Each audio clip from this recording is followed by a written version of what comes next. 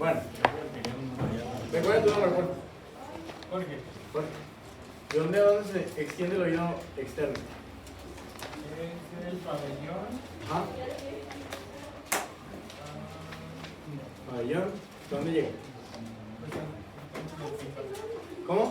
Del gigante de la membrana timpánica. Bueno, Muy bien. la membrana.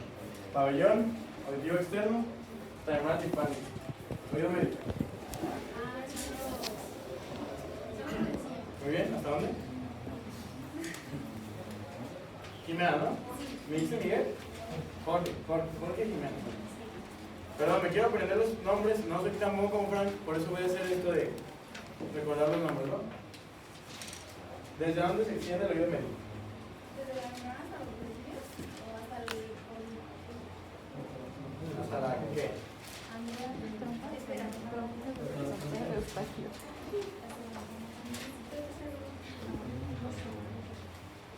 Hasta la ventana oval, ¿no? Membrana timpánica hasta la ventana oval. ¿Recuerdas tu nombre, por favor? Mariana, cierto. ¿Qué compone el oído interno, Mariana? La cóclea, los Ajá. arcos semicirculares. Conductos semicirculares. Ajá. Y Le faltan dos cosas más sí, espera. que están aquí. Laberintos. El vestíbulo. El utrículo y el sáculo, ¿va? Que junto con los conductos semicirculares comprenden el sistema vestibular. Diana, ¿verdad? Sí. Diana, muy bien. ¿Dónde se encuentra el tronco de Eustaquio y para qué sirve? No, atrás de Diana, ¿cuál es su nombre? Karen, sí, es cierto, ya me acuerdo. Ajá. Y Primero, ¿qué conecta? conecta la Ajá. no sé qué nasal. La sofaringe. Y es para controlar la presión. Muy bien. Ecualizar la presión atmosférica a ambos lados de la membrana, ¿no? Muy bien. ¿Cuál es su nombre? Andrea, cierto. ¿Cuáles son las situaciones en las cuales la trompa de Eustaquio está abierta? Porque normalmente está colapsada. Solo en ciertas situaciones se encuentra abierta. ¿En qué situaciones está abierta?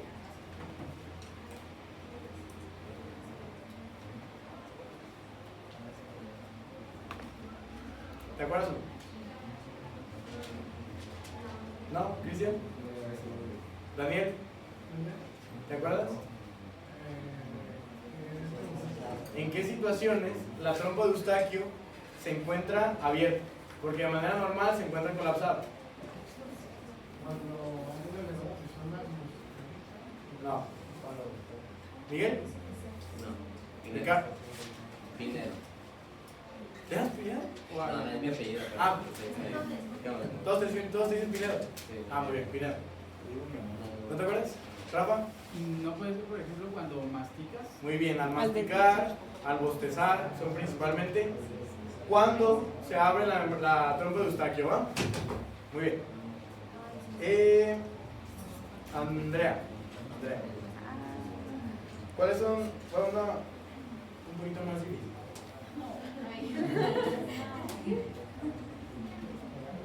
¿Qué es el reflejo timpánico?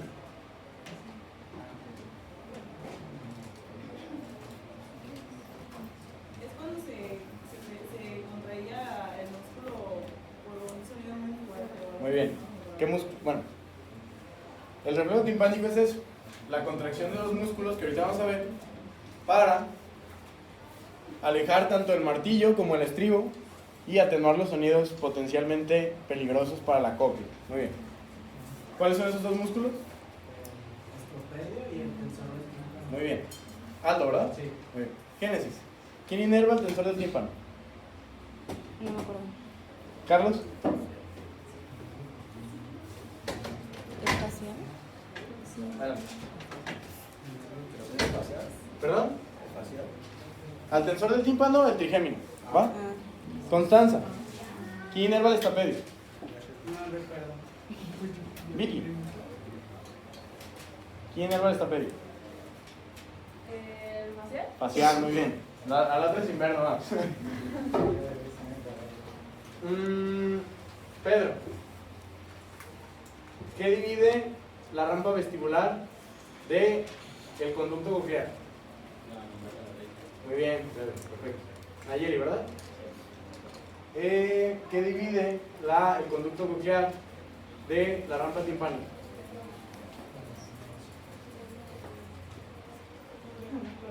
Dulce. ¿Qué divide el conducto coclear de la rampa timpánica? No, atrás. ¿Me recuerdas su nombre, por favor? Billy. ¿Cómo? Billy. ¿Billy? Ok. ¿Recuerda? ¿No? Bueno, es la lámina basilar. Ahí está el órgano de Corti, pero la que la divide es la lámina basilar. ¿Qué es el potencial endococlear de Echeverría? El potencial endococlear se utiliza en las células intermedias para transportar el potasio hasta las células marginales. Ajá. ¿De qué me sirve el potencial endococlear? ¿Cómo? ¿De qué sirve al oído el potencial endococlear? O sea, ¿qué sirve que vaya de las células intermedias a las células marginales? Para que las células marginales posteriormente puedan llegar a la endolimfa, a la cópula. ¿Pero de qué sirve? O sea, en general, el potencial endococlear, ¿para qué te sirve?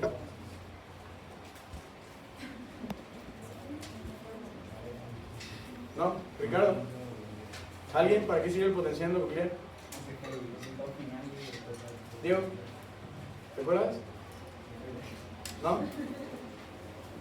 Antes de hablar de células marginales y células intermedias, lo importante es hablar de que tenemos dos compartimentos principalmente. Endolinfa, la que mencionaba Echeverría, que es la que se encuentra en el conducto coclear, y la perilinfa, que se encuentra en rampa timpánica y rampa vestibular. La endolinfa, como decía Echeverría, tiene grandes concentraciones de potasio. El potencial endococlear es la diferencia en milivoltios que existe en el conducto coclear respecto a la rampa vestibular y timpánica. Esta diferencia en voltaje favorece la concentración de potasio tan grande, por lo tanto una transducción sensorial más facilitada. ¿Va? Ahorita lo vamos a ver en un momento, pero eso era. ¿Va? Espero que estén contestando más. ¿Va? Casi contestan como 3 o 4. ¿Va? Espero que contesten, si no voy a tener que pasar alguno aquí al frente o si no hacer preparaciones. ¿Va? Muy bien. Vamos a empezar primero con cuestiones un poquito anatómicas. Como decía Jorge, el oído, sí, eso, ¿verdad?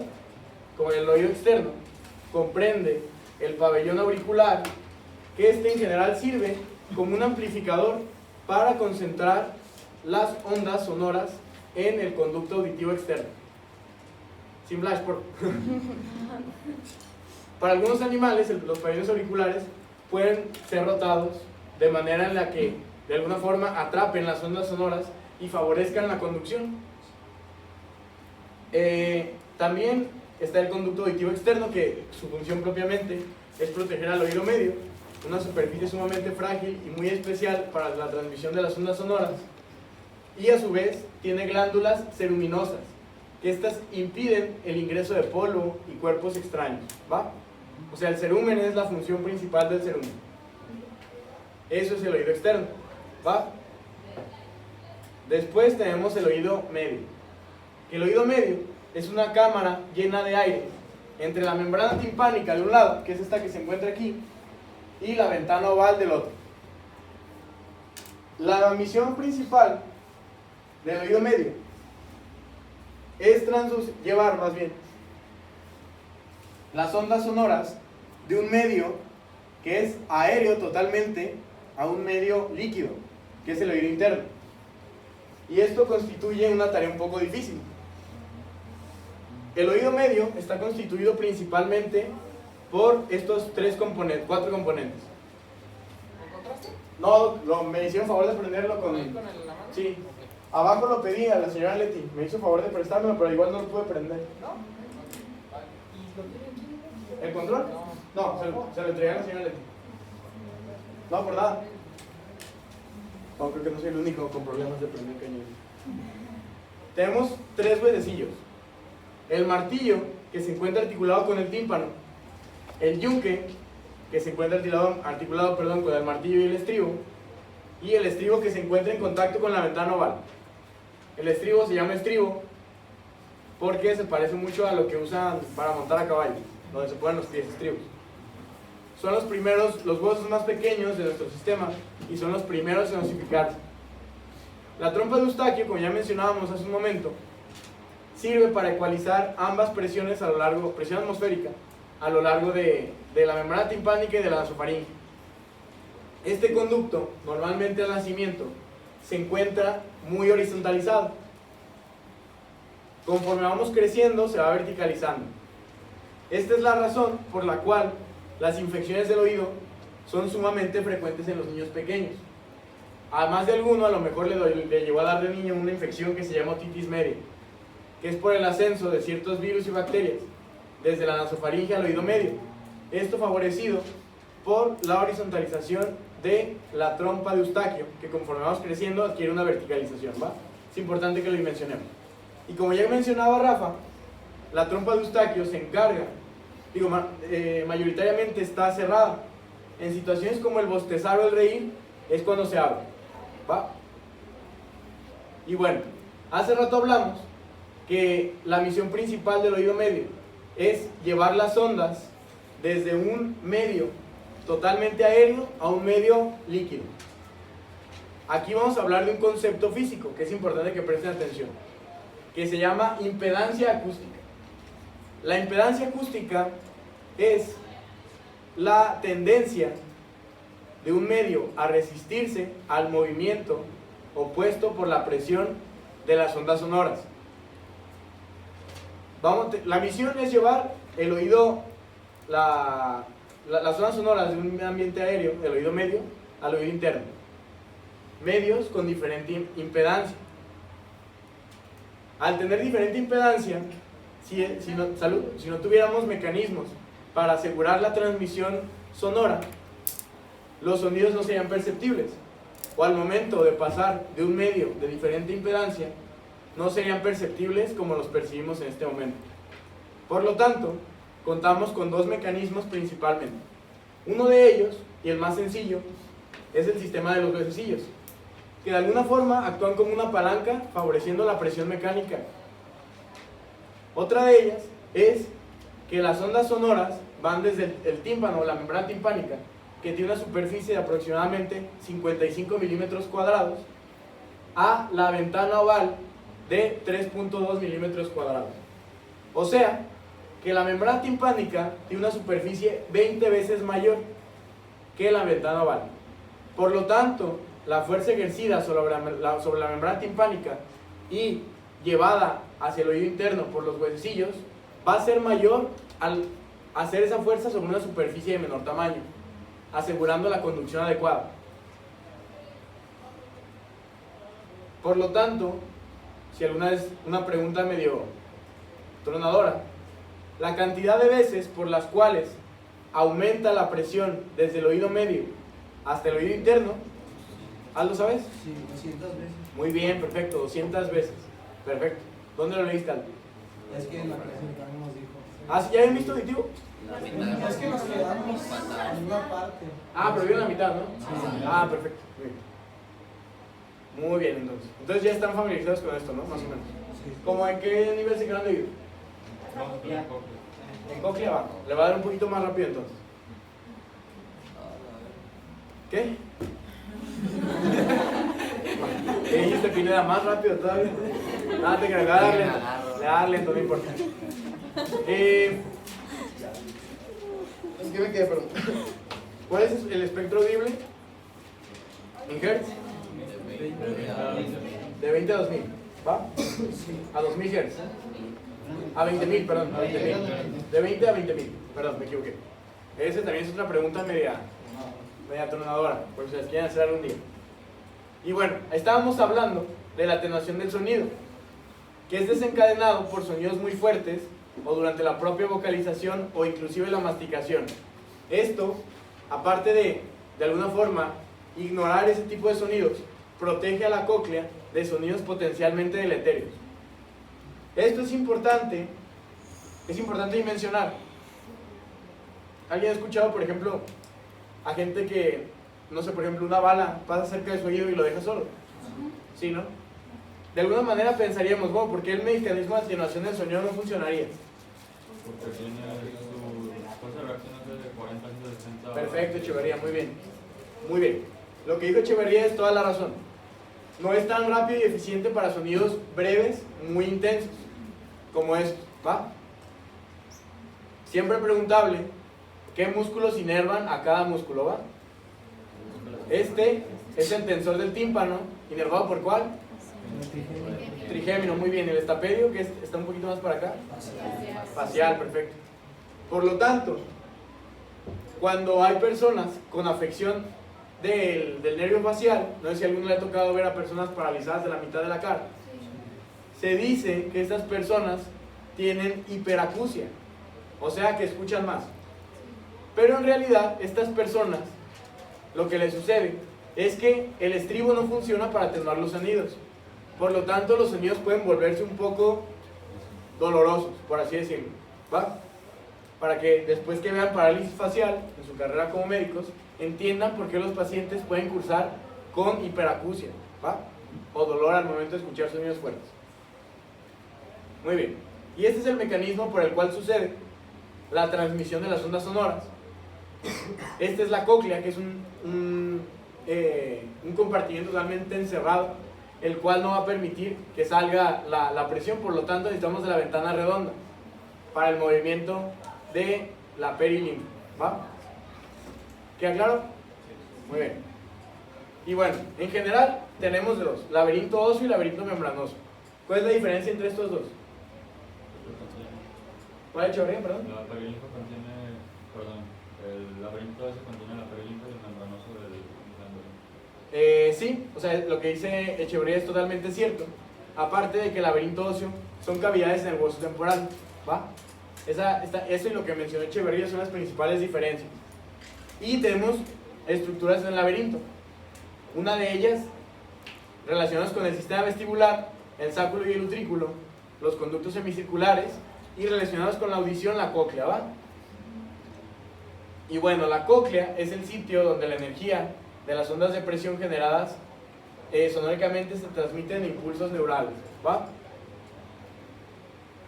Y esta es la cóclea, que en latín significa caracol. De hecho, algunas bibliografías sí lo mencionan como caracol. Y estos son los conductos semicirculares, ¿va? Que de ellos hablaremos posteriormente.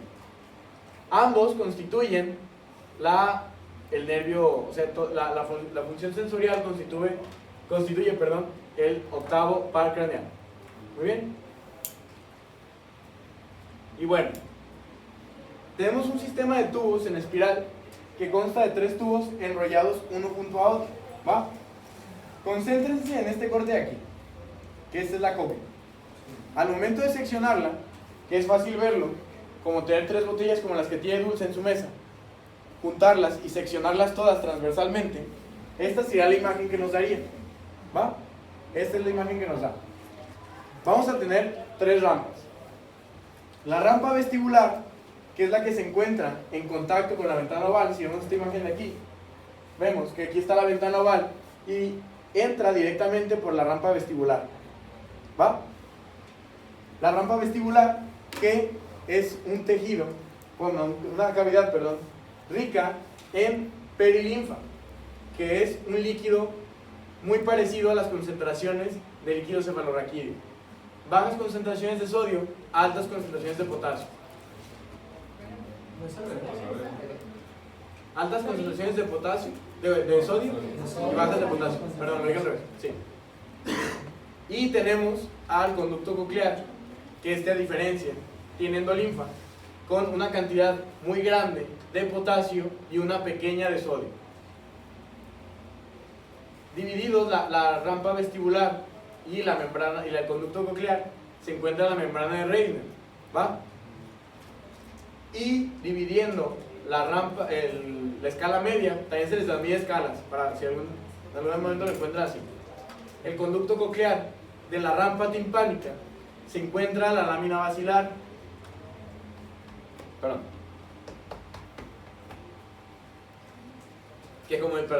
que, como decía Dulce y Diego, es donde descansa el órgano del corte, el mecanorreceptor que va a ser encargado de transducir las señales auditivas.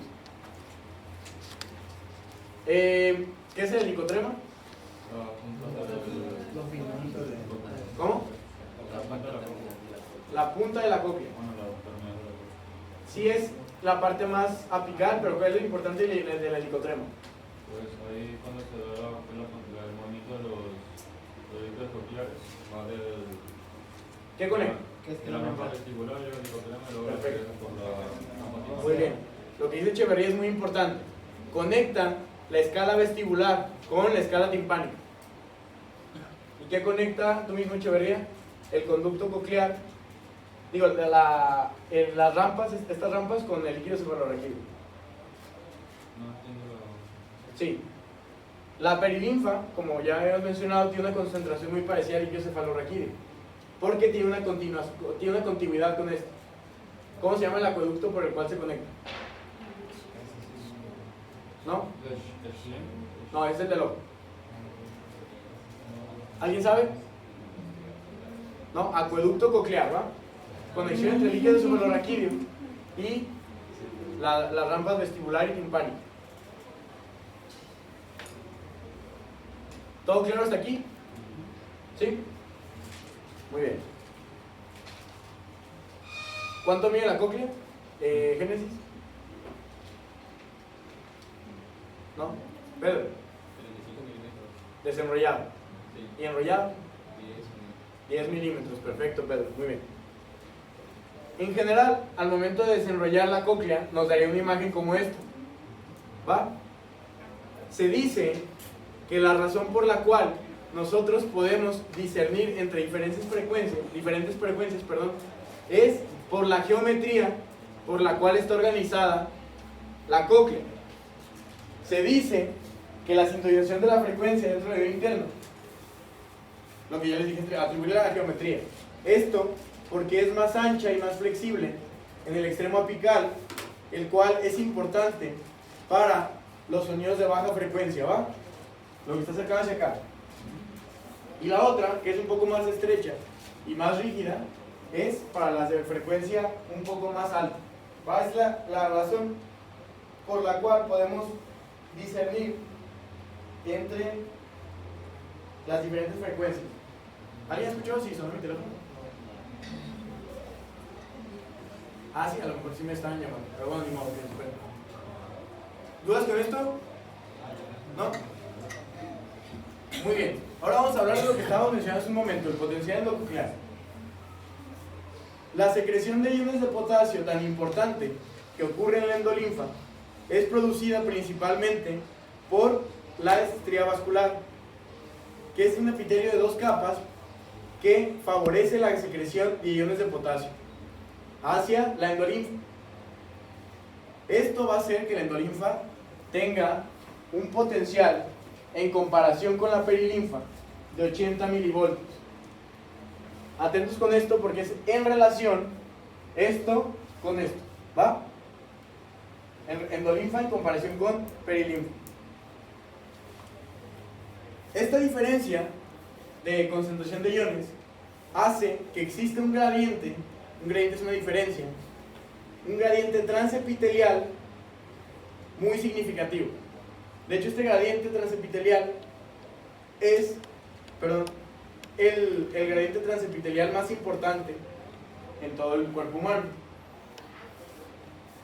Se dice que esto va a ser la principal fuerza impulsora para la transducción sensorial.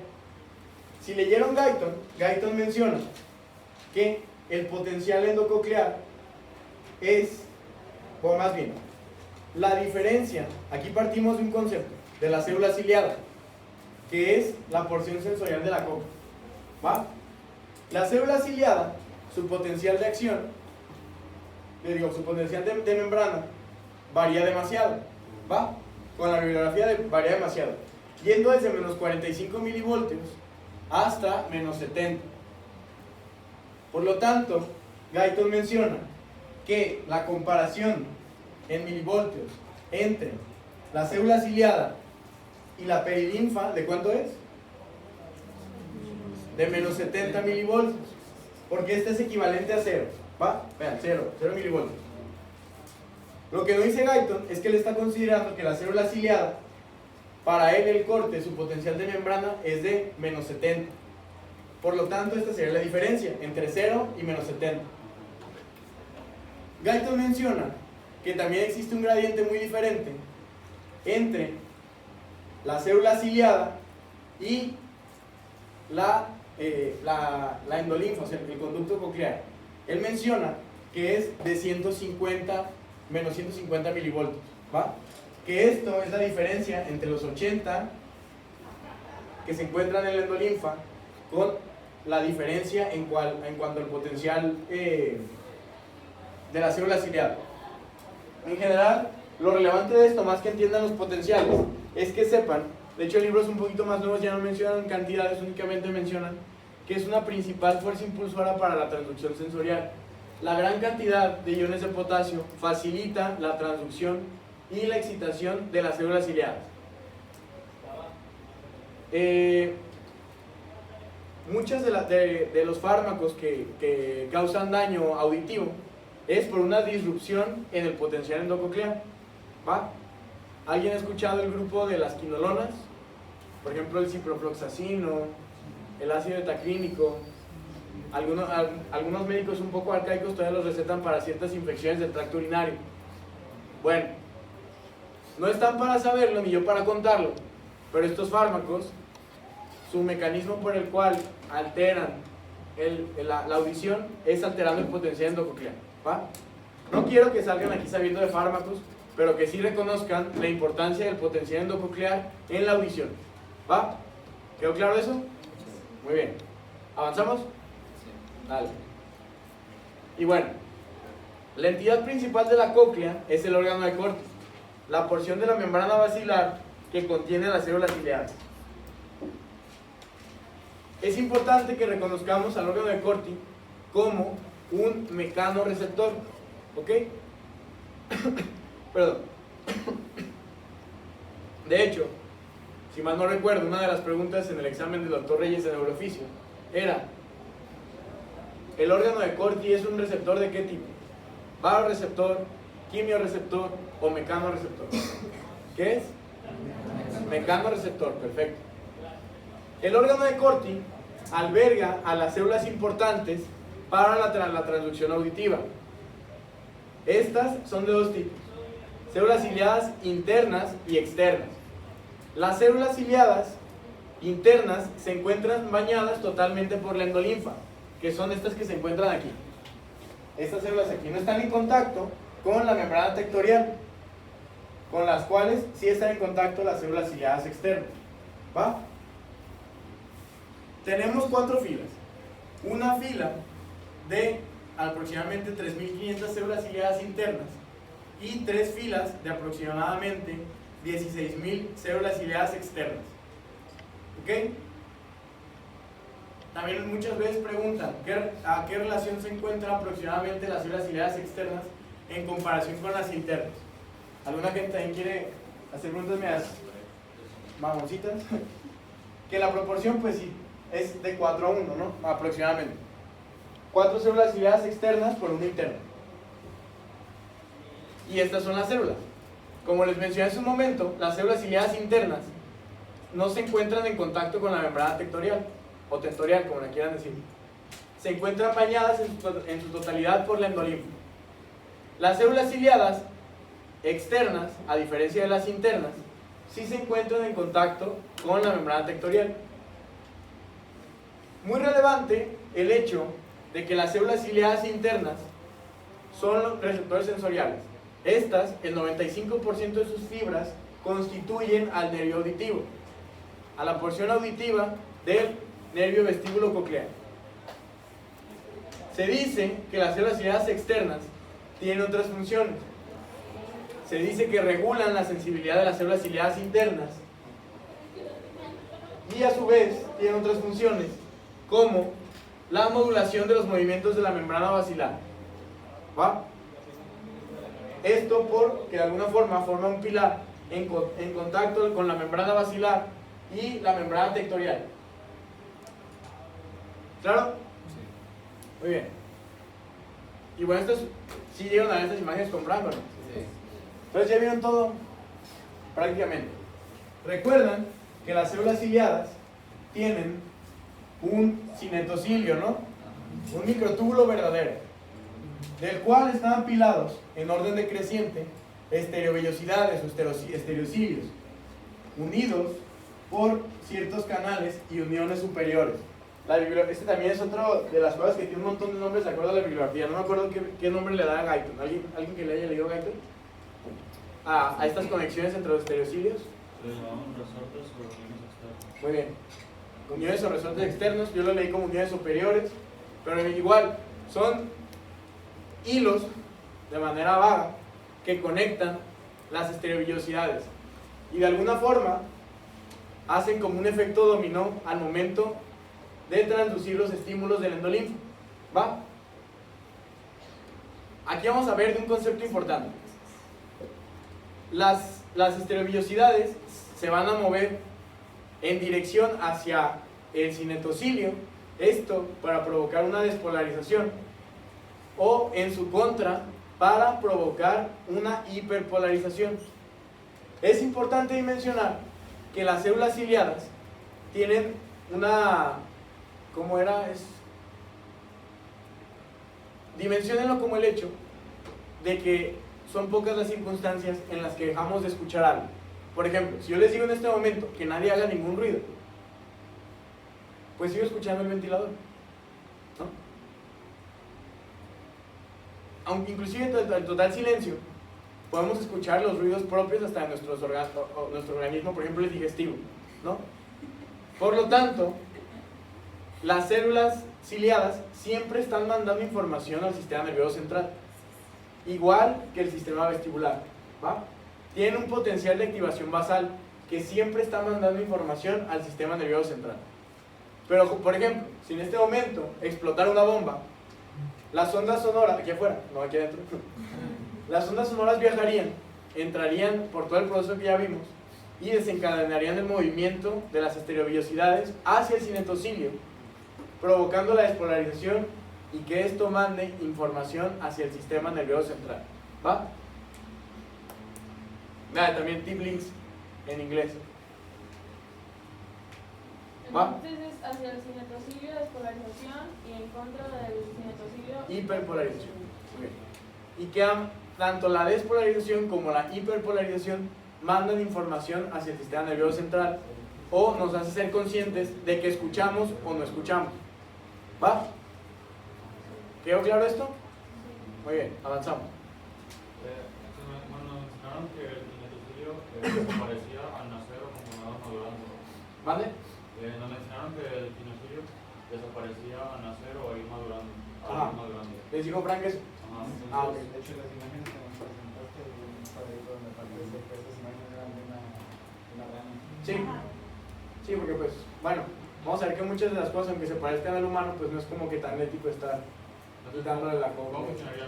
¿Los estereocilios seguirán el trayecto de la lámina tectónica? Sí, igual siempre el cinetocilio es como el parámetro para el movimiento de los demás.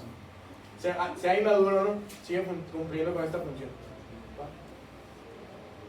Y bueno, en general existe, el mecanismo de transducción es sumamente sencillo. Existen estos canales que se encuentran en las estereovellosidades, que se denominan MET, canales de transducción mecanos eléctricas selectivo a cationes, principalmente a potasio, ¿va? Porque recordemos que el catión principal en la endolinfa es el potasio.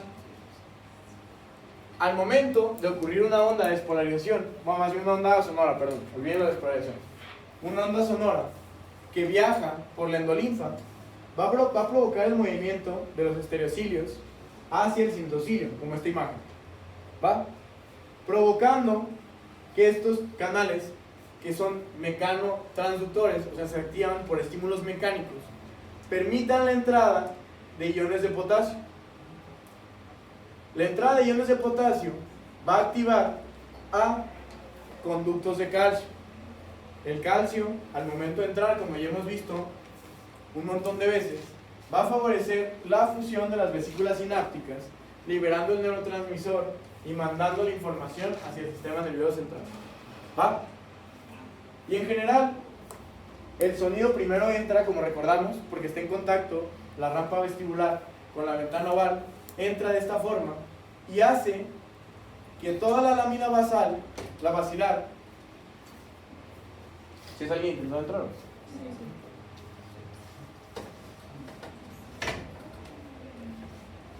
adelante.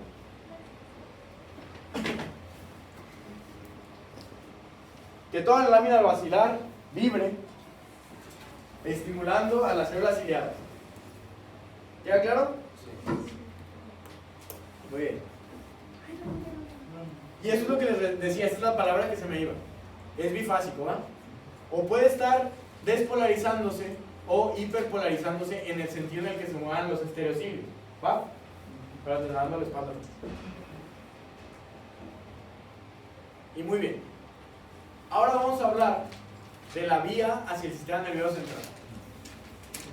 Estos son todos los relevos que hace la vía auditiva hasta llegar a la corteza. Muchos relevos, ¿no? Inclusive más de los que hemos visto para otras vías como la vía visual. Pero bueno, primero, al momento de salir las fibras nerviosas, el 95% de las células ciliares internas hacen estación en el ganglio ciliar. ¿De acuerdo? En el ganglio ciliar, que este va a llegar en contacto hacia 3 núcleos cocleares, que son estos que se encuentran aquí: anteroventral, posteroventral y dorsal, que son los mismos que vemos aquí, ¿va? Vemos cómo sale el nervio auditivo, entra hacia el bulbo y tiene contacto con estos 3 núcleos, ¿va? Los núcleos cocleares. Posteriormente va a subir y va a llegar hacia el complejo olivar superior, oliva medial superior, que esta se dice que tiene un papel muy importante en la localización del sonido. Esto mediante mecanismos que se llaman diferencias interaurales. ¿Perdón? Dale, Por ejemplo, yo en este momento estoy sentado y estoy escuchando que el ventilador a mi izquierda está haciendo ruido, ¿no? Esta estructura en el sistema nervioso central, la oliva medial superior, me permite localizar el sonido. Esto por el mecanismo que vamos a ver. Primero, el sonido alcanza el oído izquierdo, primero, ¿no? Viaja hasta llegar hacia el complejo olivar superior, que se abrevia MCO. Posteriormente, el sonido va a alcanzar el oído derecho y va a suceder lo mismo, va a viajar. No es muy comprendido cómo lo hace el complejo olivar superior, pero se dice que un poco en diferencia a cuando alcanzó el sonido cada uno de los oídos, va a provocar que se estimule, eso se llama diferencias interaurales, que ocurren muchas veces en las especies. Por lo tanto, va a ser capaz el sistema nervioso central de discernir dónde se localiza el sonido. ¿Va? Algo importante de mencionar, no se alcanza a ver muy bien por el proyector, y la verdad, esta imagen no quiero que se concentren tanto en ella, más en lo que va a poner hacia la derecha. Por ejemplo, hablamos de los núcleos cocleares, ¿no? Que están más o menos a este nivel. Después el complejo olivar superior, que el complejo olivar superior es este que se encuentra aquí, este moradito. ¿Va? Lo importante también que quiero que mencionen es que la vía auditiva tiene un alto grado de conectividad bilateral. O sea, el estímulo del oído izquierdo sube por el lado izquierdo, o sea, el núcleo olivar superior, pero también hay sinapsis con el del otro lado. Por lo tanto, alteraciones en esta vía que sean a nivel encefálico o del tronco del encéfalo, normalmente van a dar sorderas bilaterales, ¿va? Por el alto grado de conectividad bilateral. ¿Ok?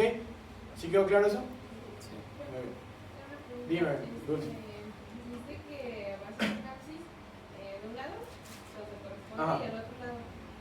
Igual va a llegar al complejo complejo olivar superior. Sí.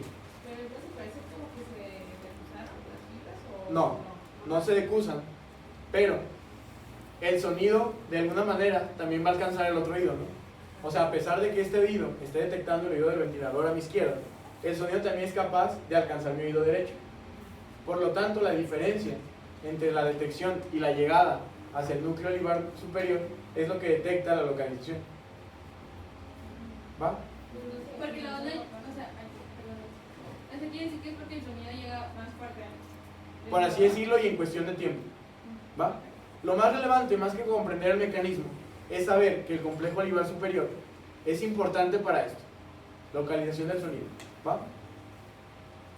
Porque bueno, todo esto son cuestiones más de neurociencias, un tanto no tan comprendidas o no comprobadas en el humano. Pero sí está comprobado en el humano que el complejo olivar superior favorece la localización del sonido. ¿Va? Muy bien.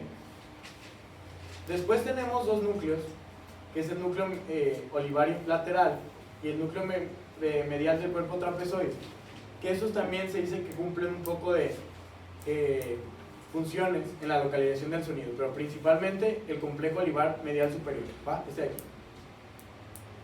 Después, esta vía va a alcanzar al núcleo del lemnisco lateral, que, si mal no recuerdo, se encuentra... ¿Dónde está? Aquí está, el lemnisco. Son estas fibras que están aquí. ¿Va?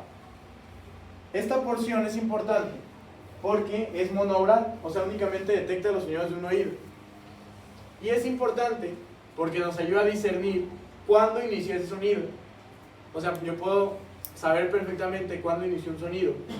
La intensidad del sonido, o sea, si es un sonido muy fuerte o muy leve, por así decirlo, y la frecuencia. A su vez, como la duración. Yo sé que el ventilador ha estado encendido desde que inició la clase y que ha estado haciendo sonido desde que inició la clase. ¿Va? Posteriormente, muchas fibras convergen en el colículo superior. ¿Va? El colículo superior es una vía en la cual convergen demasiadas fibras y se dice que en el colículo superior ocurre la habilidad de procesar los sonidos con patrones temporales complejos. En otras palabras, se dice que desde este nivel es importante para la comprensión del lenguaje, algo sumamente importante en los humanos. ¿Va? El comprender el lenguaje es algo acoplado tanto hacia el área de Broca, la capacidad de articular las palabras, pero también con lo que escuchamos. Eso se compone el lenguaje. Por así decirlo, podría ser como la porción aferente, el oído, o más bien el sistema auditivo, y la porción eferente, pues el habla. También se dice que es importante para lo que ya hemos visto antes: intensidad, tiempo y frecuencia. Juanca, ¿es colículo inferior o superior? Colículo inferior. ¿Dije superior? Sí. Perdón, colículo inferior. El superior es de la vista, ¿no? Ajá, sí. Para movimientos de la cabeza, ¿va? Lo vamos a ver en motor. En otras especies también es importante para la supervivencia.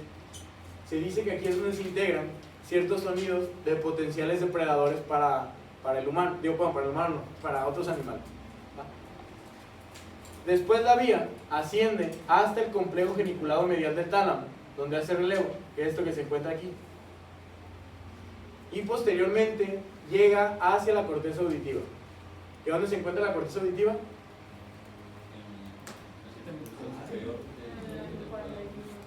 Área de Brodmann 41, muy bien, como dijo Vicky. ¿Y dónde, Pedro? Tiene un epónimo, ¿cómo se llama?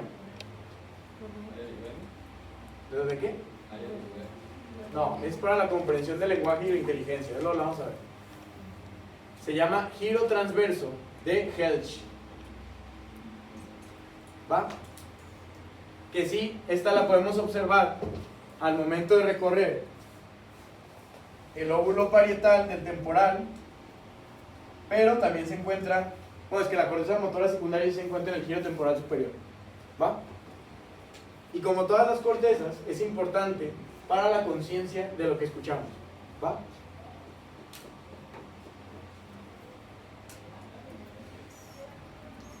¿Sí has declarado tomar foto o no? Me dicen, ¿eh? Gracias.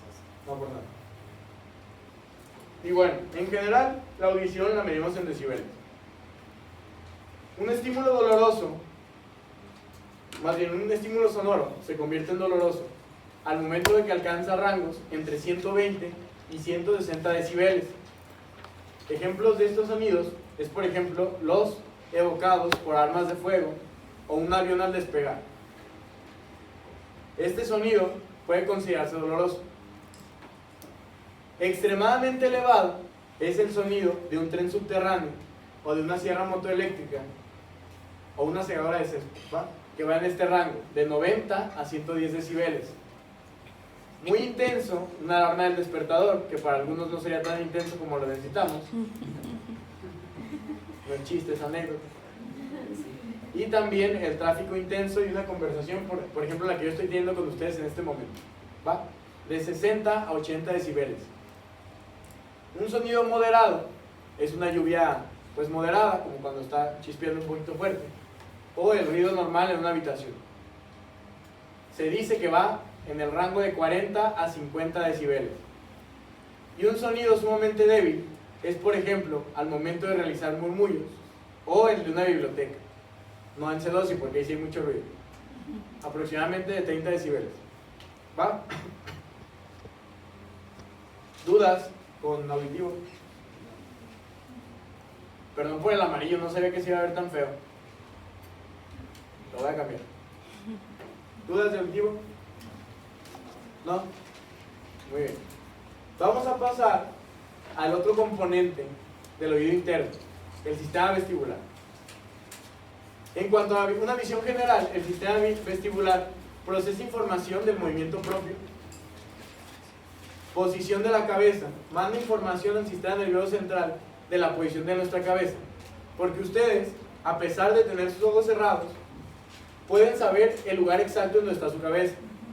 Pueden saber que si está inclinada hacia abajo, a pesar de tener los ojos cerrados, hacia arriba, hacia la derecha o hacia la izquierda. Todo esto porque el sistema vestibular manda la información hasta el sistema nervioso central.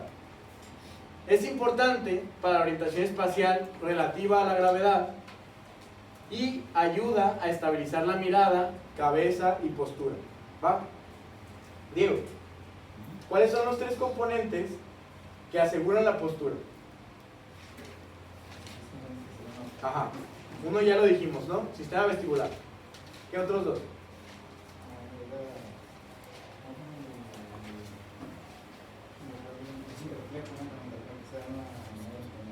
¿Cómo? ¿Alguien sabe cuáles son los tres componentes, Pineda? Vestibular, visión y propiocepción. Perfecto, Pineda, muy bien. Esos son los tres componentes que aseguran la postura, ¿va? El sistema vestibular, la visión y la propiocepción. Recuerden que la propiocepción es la sensibilidad que tenemos al medio externo, la capacidad de discernir dónde se encuentra mi pierna, qué angulación tiene, dónde se encuentra mi brazo, en qué posición se encuentra. Es la propiocepción, ¿va? Entonces, eso que dijo Pineda nunca se les olvide, ¿va? Las tres cosas que mantienen la postura y la orientación espacial: sistema vestibular, sistema visual y propioceptivo. Y bueno, en general se dice que es un dispositivo de guía inercial porque es sensible, o más bien se estimula de acuerdo es como actúa como un acelerómetro lineal o un sensor de la velocidad angular. Algunos autores lo refieren como el sexto sentido, ¿va? Y no es el que nos ayuda a saber si nuestra pareja nos es infiel. Pero bueno, avanzamos. El laberinto vestibular está compuesto de los órganos otolíticos, el utrículo y el sáculo. El utrículo es este que se encuentra aquí y el sáculo es este que se encuentra aquí. ¿Ok? Esos dos son los órganos otolíticos. Ahorita vamos a ver por qué reciben este nombre. Estos son sensibles a la aceleración horizontal. Más bien, estos son sensibles a la aceleración translacional y a los movimientos de inclinación de la cabeza, ¿va? El utrículo es sensible a la aceleración horizontal y el sáculo a la aceleración vertical. ¿Ok? Y, pues sí, aquí estaba, movimientos translacionales de la cabeza y la posición estática de la cabeza relativa al eje gravitacional, o sea, inclinar la cabeza, en otras palabras. ¿Va? Y los canales semicirculares, como de alguna forma podría ser fácil de inferir, nos ayudan a la sensibilización de la rotación de la cabeza. ¿Va? Y bueno, esta es una especie de mnemotecnia que nos ayuda a recordar cómo están orientados los canales semicirculares. Este es un ejemplo de un físico-culturista, ¿no? Cuando su mano derecha está así, en esta posición, nos está indicando que el canal semicircular anterior izquierdo se encuentra en esta posición. Este es el derecho, pero se encuentra en esa posición. El canal semicircular posterior derecho se encuentra en esta posición. Lo pueden relacionar con que cuando el izquierdo, el brazo izquierdo, va relacionado con el anterior izquierdo. Y el derecho está relacionado con el derecho posterior. ¿Va? Porque en los horizontales no hay pierde, ¿no? Está en este eje. Y acá, cuando ahora diferencia, el derecho está adelante, es el canal anterior derecho. ¿Va? Y cuando el izquierdo está atrás, es el canal izquierdo, semicircular izquierdo. Igual no es como que tan necesario que se aprendan la disposición de los conductos semicirculares, pero es una mnemotecnia que nos ayuda a recordar su orientación. ¿Va? Puede ser medio confuso, pero relaciónenlo con los brazos. O sea, ¿cuál brazo es el que está adelante con cuál canal semicircular?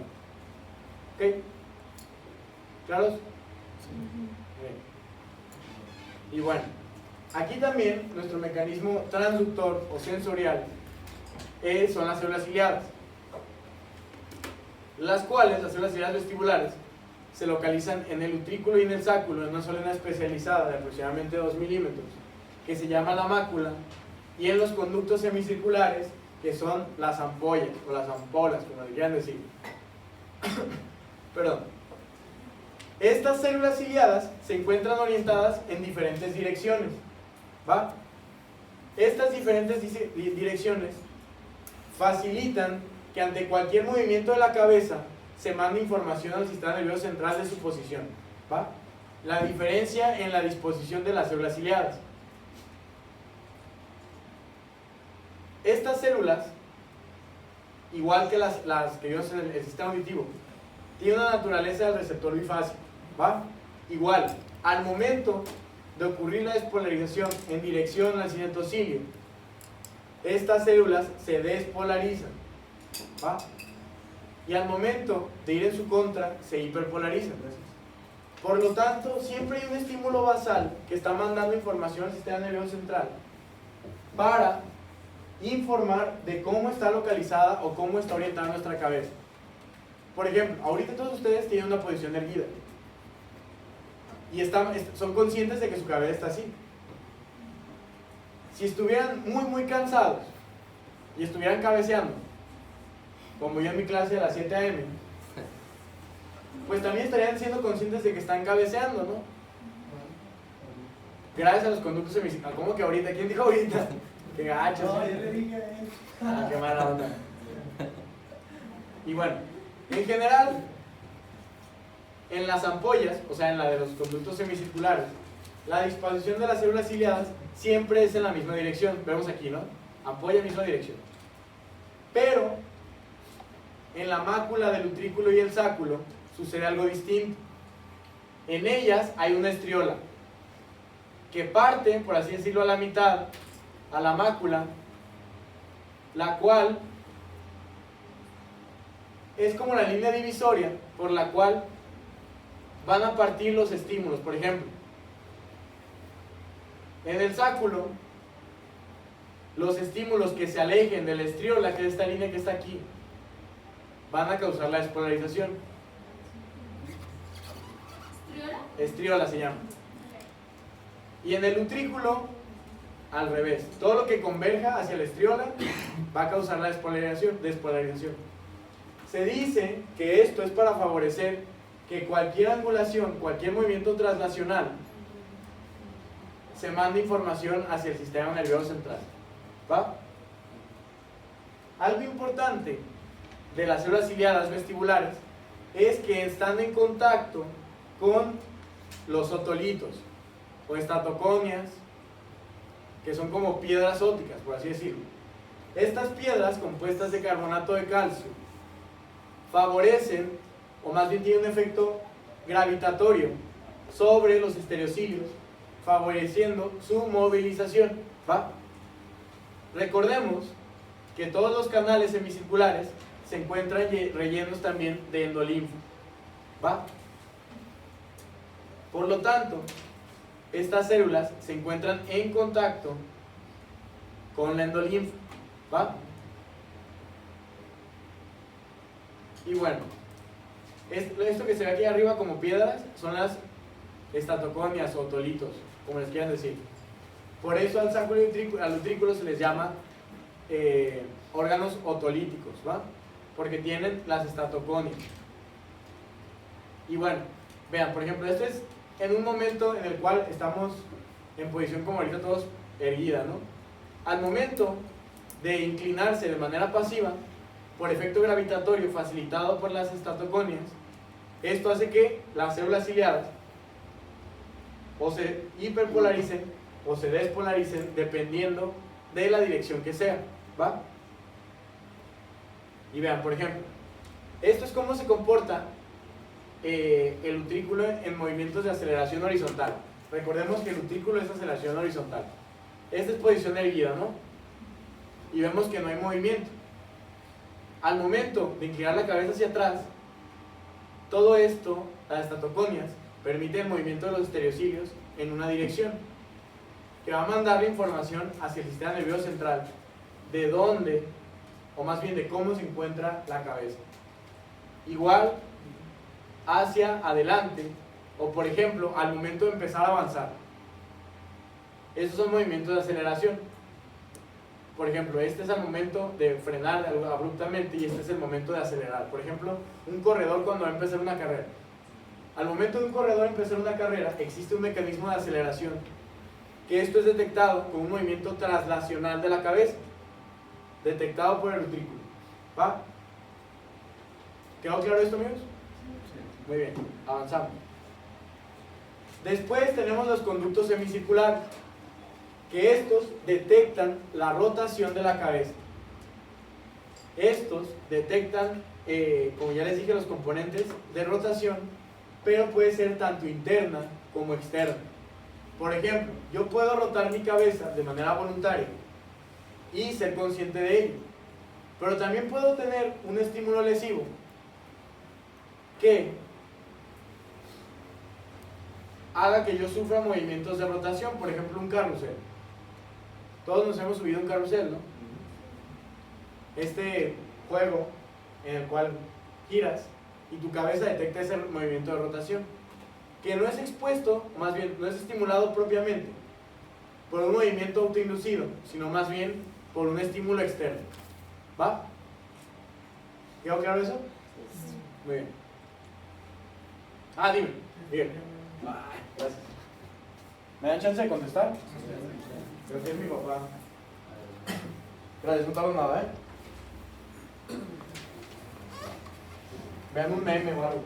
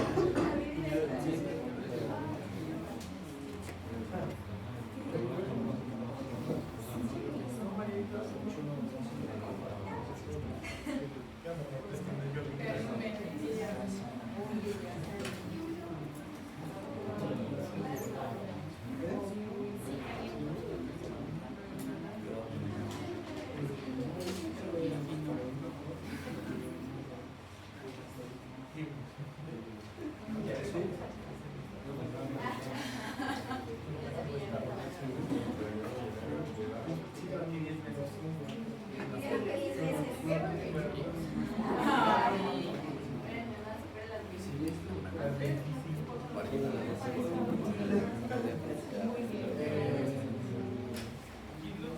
pero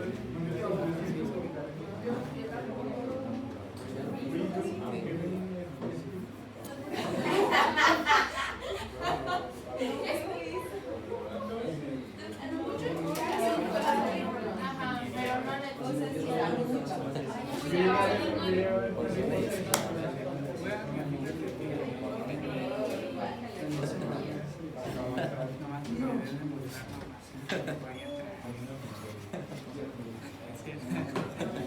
Perdón, amigos. No, Rafa, mi esperanza está en ti. Ay, ¿qué está pasando aquí? Mariana, no me asustas. Pero bueno, estirar antes, bueno, para comprender las clases. Bueno, seguimos. Y bueno, cada uno de estos tres canales semicirculares tiene en su base una expansión bulbosa, o que se llama la ampolla, que es esta que se encuentra aquí, ¿va? Esta ampolla alberga el epitelio sensorial, que se llama cresta ampular, que contiene las células ciliadas, ¿va? Esta cresta ampular tiene una sustancia gelatinosa que se llama la cúpula, que esta está anclada a las células ciliadas y no favorece que la endolinfa de esta parte de aquí llegue a la endolinfa de esta parte de acá, ¿va? Y este párrafo lo puse literalmente del libro para después analizar, ¿va? Lo voy a leer. Cuando la cabeza gira en el plano, de uno de los canales semicirculares, la inercia de la endolinfa produce una fuerza a través de la cúpula, distendiéndola de la dirección del movimiento de la cabeza y provocando un desplazamiento de las células ciliadas dentro de la cresta. Que esto es más entendible viéndolo aquí. La endolinfa se va a mover en dirección contraria a el movimiento de la cabeza. Vean. Hacia este sentido existe la aceleración angular, pero la endolinfa, por los mecanismos de inercia, y es lo mismo que sucede en una botella, si la giras hacia un lado, el líquido se va a mover en dirección contraria, ¿va? El líquido en este caso, que es la endolinfa, va a favorecer que ésta desplace a la cúpula, por lo tanto a las células ciliadas, estimulándolas y mandando la información hacia el sistema nervioso central. ¿Va? Sencillo, ¿no? Muy bien. Y bueno, ya por último, si vamos a alcanzar a ver motor, amigos. Que no se rían, es cierto. ¿Cuál era el reflejo vestíbulo ocular, Mariana? ¿Te acuerdas? No es el que cuando... Mariana. Ay, ¿No? ¿Y nada? no es cuando estás parado en un pie y cierras los ojos y como que te mueves. No, ya lo vimos. Lo vimos en ojo. ¿Andrea? ¿No? ¿La otra Andrea? ¿No? ¿Pedro? No es donde los ojos se quedaban. Muy bien. Es la organización perdón, del sistema vestibular con los núcleos oculomotores para dirigir la fobia a pesar de que la cabeza se mueva. Fue lo que me cansé de explicar, que subía por el lemnisco medial y llegaba a los núcleos oculomotores. ¿Va? Es eso. Que es triste que no se acuerden. Las vías vestibulares también tienen ciertas proyecciones descendentes. Dos principalmente. Tenemos al reflejo vestíbulo cervical, el cual favorece ajustes posturales de la cabeza. Esto favorecido por los núcleos vestibulares mediales, que son estos de aquí, los cuales, al momento de activarse este reflejo, va a favorecer que no nos pase. Se os voy a explicar de otra forma. Todos nos hemos tropezado, ¿no? Todos. Este evento tan vergonzoso, detrás de él alberga algo muy importante. un mecanismo fisiológico muy importante. Al momento de nosotros tropezarnos, la inclinación de la cabeza de manera rápida va a favorecer algo que hizo Pineda hace un momento, la dorsiflexión del cuello. Al momento de que ocurre esta inclinación rápida, existe la dorsiflexión del cuello, que es esto. Esta vía también favorece la extensión de las extremidades superiores y la flexión de las extremidades inferiores. Por lo tanto, al momento de nosotros tropezarnos, hacemos una dorsiflexión de la cabeza, extendemos las extremidades y flexionamos las piernas. Esto favoreciendo que si nos tropezamos, no nos lastimemos potencialmente la cabeza. ¿Va? De esto sirve el reflejo vestíbulo cervical, organizado por los núcleos vestibulares mediales. ¿Va? También tenemos el reflejo vestíbulo espinal, que hace ajustes posturales del cuerpo. Este se encuentra organizado por los núcleos vestibulares laterales, estos de aquí. Esto es que normalmente nosotros, al desestabilizarnos, esta vía favorece que hagamos una postura, por así decirlo, antagonista, para que el desequilibrio en la postura no nos tumbe. ¿Ok?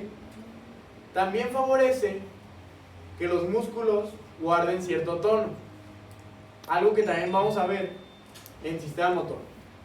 ¿Va? Entonces, estos dos reflejos, vestíbulo cervical, acuérdense muy bien con qué núcleo, que es en este caso el medial, y el vestíbulo espinal con el lateral, favorecen el ajuste de la postura. ¿Va?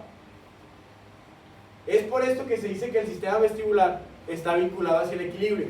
¿Va?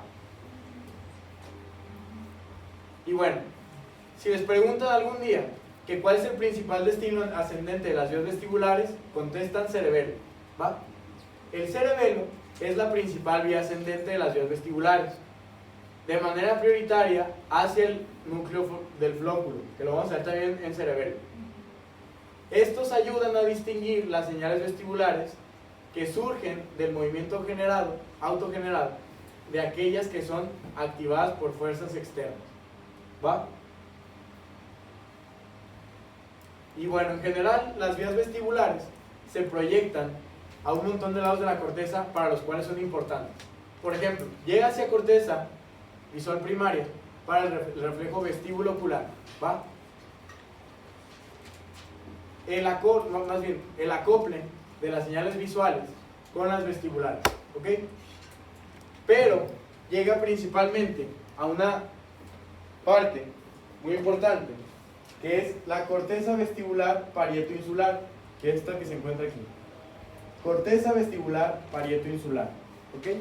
Que se dice que esta es la porción consciente de las situaciones que activan al sistema vestibular.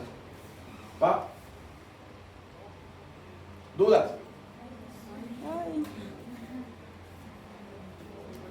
¿Dudas de auditivo o de vestíbulo? Sí. Corteza insular, vestibular, parieto, no, corteza vestibular, parieto insular, perdón. Y es la que... No, perdón. Por así decirlo, nos es consciente de los mecanismos del equilibrio en los vestibulares y todo eso. Por nada. ¿Perdón? Parieto insular, por así decirlo. O sea, sí es como el último relevo de donde llegan las señales. ¿Va? ¿Alguna otra duda? ¿Ya leyeron motor? Sí. Bien, perfecto. Entonces empezamos corteza, brevemente. ¿Va? Empezamos corteza, son las 8:19. Damos los primeros 10-15 minutos y nos vamos. ¿Va?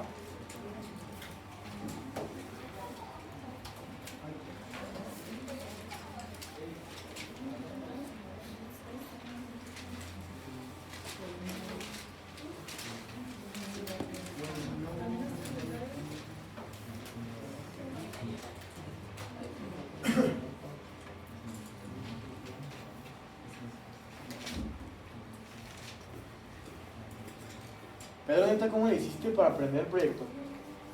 Fuiste mi héroe el día de hoy. No sé qué hubiera hecho, neta. Si no hubieras prendido, no sé qué hubiera hecho. Ya le calé con la. Yo le lo intenté prender y le intenté con el control y no se pudo. Gracias, te lo tengo que agradecer. Muy bien, seguimos con sistema motor. Diego, ¿dónde se encuentra la corteza motora? Ya sabemos, no lo sé, entonces precisamente la generación prerrolándica. Ajá, perfecto. Y precisamente posteriores a los que se mencionan en otros sentidos, posteriores el área premotora y la complementaria. No. Suplementaria. Ahorita vamos a hablar de eso. Muy bien. Es un poquito más funcional que te sepas eso a que te sepas el área de brote. ¿Va? Entonces acuérdense. Primera o circunvolución precentral o prerrolándica. ¿Va? Que es área 4 de Brodmann. 4 de Brodmann, muy bien. Echeverría. ¿Cuál es la principal vía motora descendente? Muy bien. Piramidal o córtico espinal. Perfecto. Ricardo. ¿De dónde, aparte de la corteza motora primaria, surgen las fibras de la vía piramidal o córtico espinal? Hay otras zonas, aparte de la vía córtico espinal, aparte de la corteza motora primaria. Nayeli. Pensé que también del cuello y de la parte ¿Cómo? tronco del encéfalo, así, ¿no? No. O sea, ahorita Echeverría respondió que la principal vía descendente motora es la córtico espinal, ¿va? Esta se origina de 3 lados principalmente. Uno es la corteza motora primaria. ¿Cuáles son los otros 2 lados? Bueno, eso lo funcionó bien,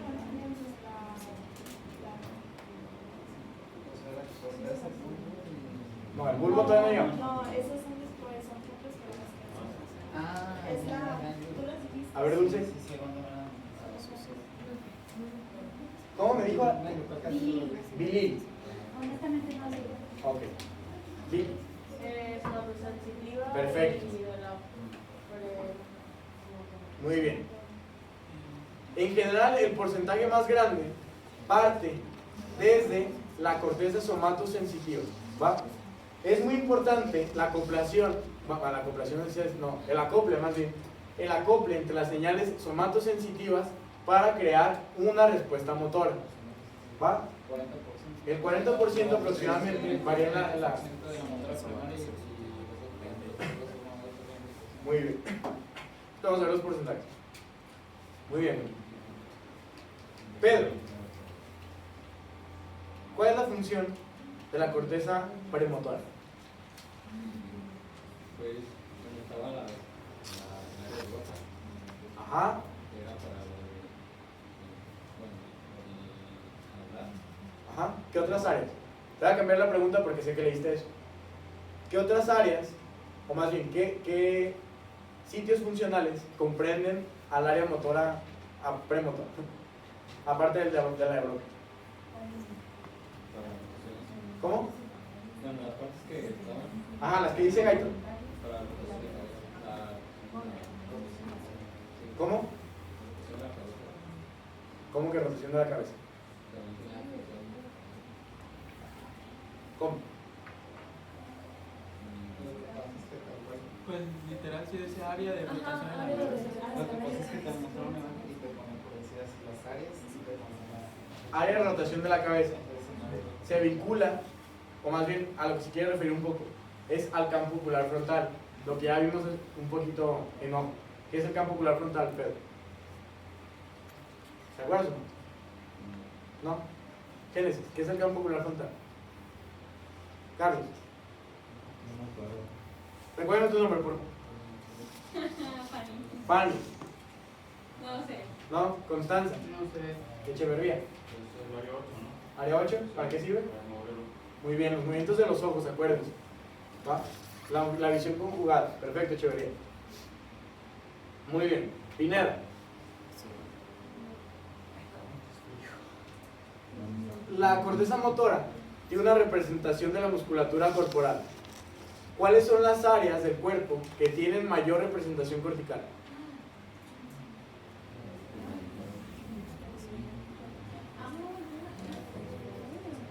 No era lo que mencionaba de somatosensitiva. No, o sea, en cuestión de la musculatura corporal. O sea, ¿qué parte del cuerpo tiene mayor representación cortical? ¿Te acuerdas, Rafa? Era lo del homúnculo del templo. De Ajá. manos y dedos. Perfecto, muy bien. cara.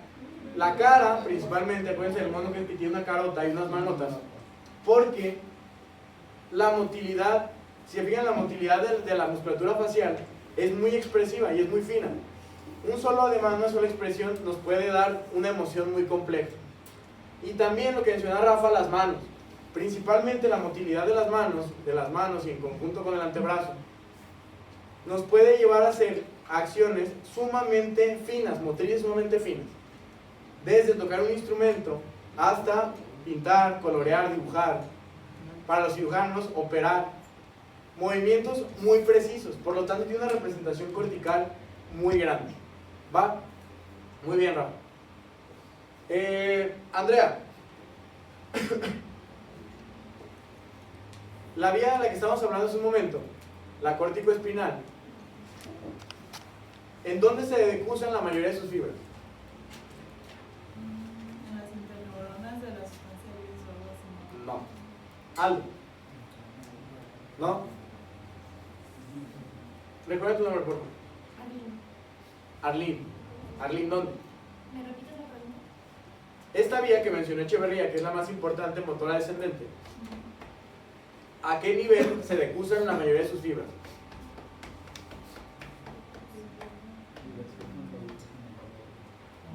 ¿No? ¿Andrea?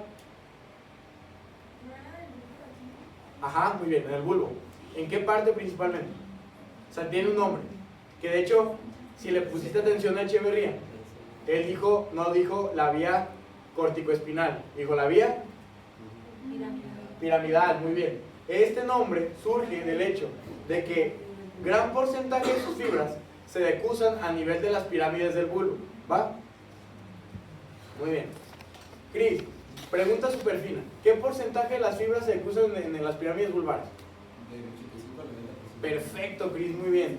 Vas a quedar muy contento en mi casa el día de hoy. Del 85 al 90% de las fibras se decusan a nivel del bulbo. ¿Ok? Perfecto. Daniel, ¿qué otros centros encefálicos se encargan del control del movimiento? A nivel del tronco del encéfalo, perdón.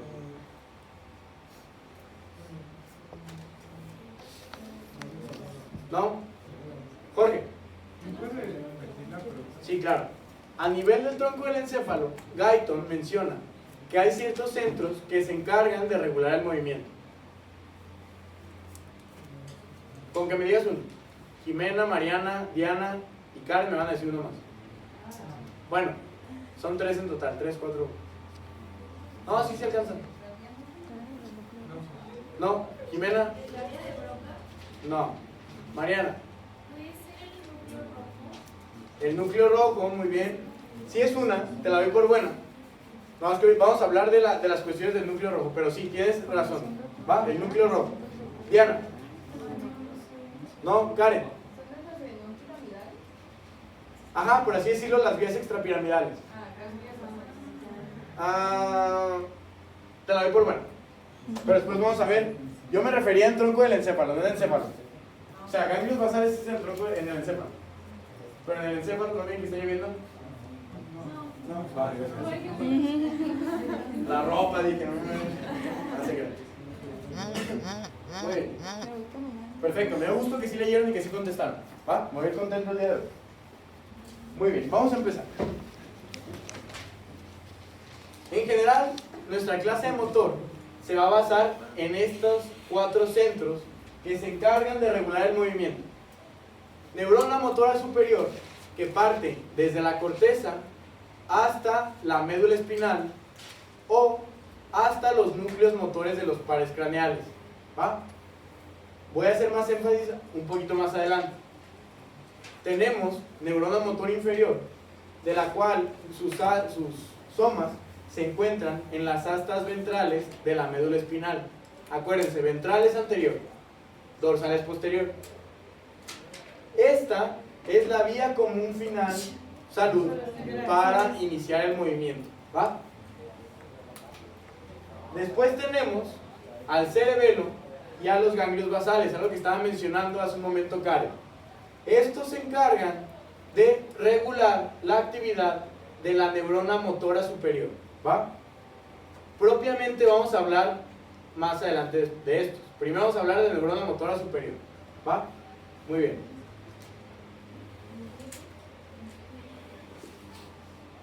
Y bueno, la corteza motora primaria es responsable de la planeación, el inicio y el control de complejas secuencias de movimientos voluntarios, ¿va? Detrás de todo patrón motor siempre hay una idea, ¿va? Para yo hacer cualquier patrón motor, sea desde como Nayeli que está apuntando lo del el proyector, hasta que yo voy a irme corriendo hacia mi casa, siempre hay una idea abstracta, que la convertimos en un patrón motor, ¿va? De manera clásica se divide a las áreas motoras de la corteza en corteza motora primaria, área 4 de Brodmann, que como dijo Diego, se encuentra en la circunvolución precentral o prerolándica, que se extiende hasta el surco lateral o de Silvio, ¿va? Y se dice que tenemos una corteza premotora y una corteza motora suplementaria. Eso lo mencionan los libros clásicos de fisiología, lo menciona Guyton y lo menciona Gano. Pero los libros de neurociencias un poco más nuevos mencionan que únicamente es una corteza premotora, únicamente. Y la corteza suplementaria es una división de la corteza premotora. Pero ahorita vamos a hablar más de eso para que lo entiendan mejor, ¿va? Existen otras áreas, como estaba hablando Pedro, que forman parte de la corteza premotora, que intervienen en muchas otras funciones motoras. Por ejemplo, el área de Broca, la articulación de las palabras. Otra de ellas, como ya estaba mencionando Echeverría, es el campo ocular frontal. Otra de ellas es el surco cingulado, que se encuentra aquí más o menos, perdón por el temblor, que es el área 23 y 24 de Brodmann. Surco cingulado, importante para la expresión facial, ¿ok? Surco cingulado, ahorita vamos a hablar más de él. Y bueno, todos, hasta gente que no sabe medicina, sabe que es una convulsión, ¿no? Por lo menos sabe que es un movimiento anormal, ¿no? Bueno, pues este personaje que vemos aquí, John Hughes Jackson, un médico británico que era neurólogo, le empezó a llamar la atención que sus pacientes que convulsionaban, primero movían un pulgar, después empezaban a mover toda la mano, después el antebrazo, después todo el brazo y posteriormente la cara. Y él, bajo esta observación en sus pacientes, teorizó que la corteza motora debería tener una representación espacial completa de la musculatura corporal. Y él llamó a esto la marcha jacksoniana. Recuérdenlo porque se los van a preguntar en neuro. Marcha jacksoniana, que es el avance de la actividad convulsiva a lo largo de la corteza motora. Después, Penfield y Rasmussen fueron los que mediante estudios electrofisiológicos determinaron que en efecto lo que teorizó Jackson era cierto. La corteza motora tiene una representación cortical de la musculatura corporal, pero del otro lado, o sea, del hemicuerpo contralateral. O sea, el hemisferio derecho controla el hemicuerpo motor izquierdo y viceversa. Esto principalmente por lo que dijo Andrea, que la principal vía motora descendente se decusa a nivel de las pirámides. La mayoría de las fibras se decusan a nivel de las pirámides del bulbo. Ahorita vamos a hablar qué pasa con las fibras que no se decusan, ¿va? Pero relaciono este concepto, que es patológico, que es de neurología, con un concepto fisiológico, porque nos ayuda a entender de mejor manera los dos. Cuando lleguen al neuro, esto se les va a hacer una cuestión de niños, y ahorita relacionan algo que todos conocemos con un concepto fisiológico, que es la representación de la musculatura corporal en la corteza motora. ¿Claros? Muy bien. Y bueno, yo cuando estaba en segundo pensaba que si yo activaba esta zona de aquí se iba a mover la cara. Si yo activaba esta zona de aquí, se iba a mover la mano. Y así con cada zona. Pensaba que era algo parecido a un piano, ¿no? Tecla, sonido, estimulación, movimiento. Pero esto no es así. La estimulación de una zona de la corteza motora tiene como consecuencia un objetivo de acción más que la contracción de una musculatura individual. Esto quiere decir que para hacer una acción motora, por ejemplo, vean los puntos amarillos, este es el cerebro de un macaco, el cual las neuronas amarillas se activan cuando él intenta escalar, ¿va? ¿Qué es una foto? Un mono medio chistoso. Cuando este mono intenta escalar, se activan estas neuronas en su corteza motora, que no necesariamente se activan únicamente la musculatura o de las manos o de los antebrazos, ¿va? Con lo que quiero que se quede es que con que esta representación de la musculatura va a dar objetivos de acción más que la contracción aislada de un músculo, ¿ok? Y si nos fijamos, fíjense en los puntos amarillos o en los puntos rojos, son zonas distantes. O sea, hay una diferencia en la distancia entre este punto amarillo y este punto amarillo. Todos lo vemos, ¿no? Lo que sugiere y afirma que existen circuitos en la corteza motora primaria que conectan a todas estas neuronas, ¿va? Bueno, ¿claros? ¿Avanzamos? Muy bien. Perfecto. ¿Qué pasó?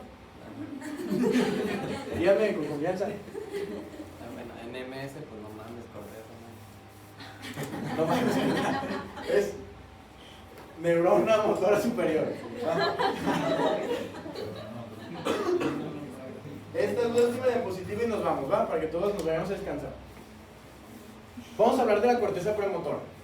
Como mencionó Pedro, esta división funcional de la corteza motora incluye otras áreas de Brodmann. El área de Brodmann 6 es lo que se conoce propiamente como la corteza premotora. El área 8 es el campo ocular frontal. Área 44 y 45, Broca. Y 23 y 24 es el surco cingulado, ¿va? La corteza premotora usa diversas áreas corticales para conglomerar la información. Esto con el fin de realizar un movimiento en el contexto y con el objetivo indicado. Como ya estamos mencionando hace un momento, el realizar un movimiento depende de muchas cosas, desde la intención, desde motivarte. Que la motivación y la intención parten propiamente de áreas prefrontales, pero también tienen mucho acople en información multisensorial, ya hablamos de eso, ¿va? Por ejemplo, si están notando ahorita en este momento, es un patrón motor, ¿no? Este patrón motor recibe información o retroalimentación somatosensorial de la textura de su pluma, de las características de su pluma, de la temperatura de su pluma. Todos los patrones motores reciben información somatosensorial para favorecer los patrones motores, ¿va? Y bueno, quédense con que lo que quiero que se queden hasta mañana, si nos vemos, ¿no? Sí. Muy bien. Con lo que quiero que se queden hasta mañana es que la corteza premotora usa información de otras regiones corticales para seleccionar los movimientos apropiados en el contexto y objetivo de la acción. O sea, agarra información, vámonos de corteza somatosensorial, de áreas prefrontales, de corteza visual, todo para hacer un patrón motor adecuado, ¿ok? O sea, si en algún momento, como yo hoy hace un momento le pregunté a Pedro para qué servía la corteza premotora, si dicen esto, quedan como finísimos, ¿va? Bueno, ¿dudas hasta ahorita? ¿No? Después de ver corteza motora, o más bien neurona motora superior, vamos a ver neurona motora inferior, que son todos los circuitos medulares. Después de esto, vamos a ver ganglios basales y posteriormente cerebelo, ¿va? Terminamos motor y yo creo que vamos a ver autónomo el viernes, si alcanzamos, o si no, el miércoles. ¿Cuál es? ¿Va? ¿Quedó claro?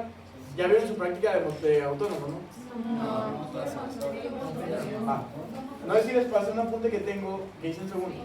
¿Se los pasé o no? Ahorita se los mando. No hemos visto la clase de motor, pero no quiero que se vayan en cero de su práctica, ¿va? En ese apunte de motor viene literalmente la clase que da el doctor Reyes de autónomo, ¿va? Literalmente la explicación que es la de autónomo, que yo creo que también va a ser muy parecido a la clase que vamos a tener aquí, ¿va? Les paso ese apunte, lo leen y se van al laboratorio, ¿va? Muy importante, ¿cuál tiene el laboratorio? Pero fue muy Bueno, entonces no se apuren por eso. Vemos la clase el lunes. La siguiente semana no hay la... El lunes no tenemos como. Muy bien. O sea, autónomo. ¿Dudas o algo que alegar, reclamar, preguntar? ¿No? ¿Va la luz, Va la luz?